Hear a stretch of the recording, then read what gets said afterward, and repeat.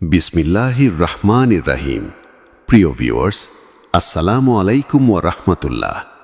এই ভিডিওটি তাদের জন্য যারা হতাশায় আছেন, দুশ্চিন্তায় আছেন, অভাবে আছেন তাদের জন্য।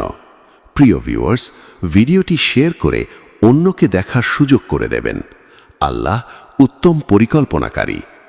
আমরা মানুষ হিসেবে অনেক কিছু চাই, অনেক স্বপ্ন দেখি, অনেক পরিকল্পনা করি, কিন্তু জীবনের প্রতিটি ঘটনার পেছনে এমন একজন আছেন যিনি আমাদের অতীত, বর্তমান ও ভবিষ্যৎ সম্পর্কে সব কিছু জানেন। তিনি হলেন মহান আল্লাহ। কখনো কখনো আমরা কোনো কিছু খুব করে চাই, কিন্তু তা পাই না। তখন মনে হয় আল্লাহ হয়তো আমাদের দোয়া কবুল করছেন না।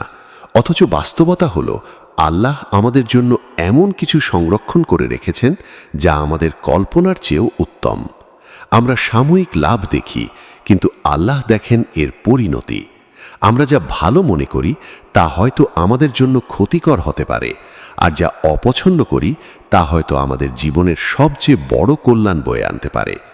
জীবনের ব্যর্থতা, কষ্ট, প্রত্যাখ্যান কিংবা হারিয়ে ফেলা কিছু সম্পর্ক, এসবের মধ্যেও আল্লাহর অদৃশ্য পরিকল্পনা লুকিয়ে থাকে।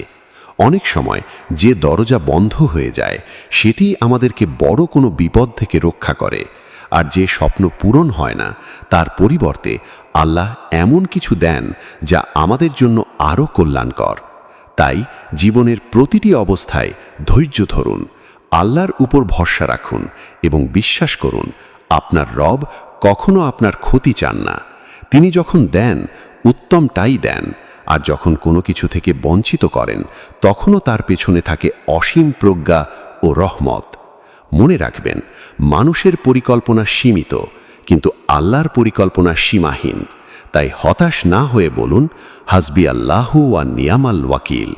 আল্লাহই আমার জন্য যথেষ্ট, তিনি উত্তম কর্মবিধায়ক।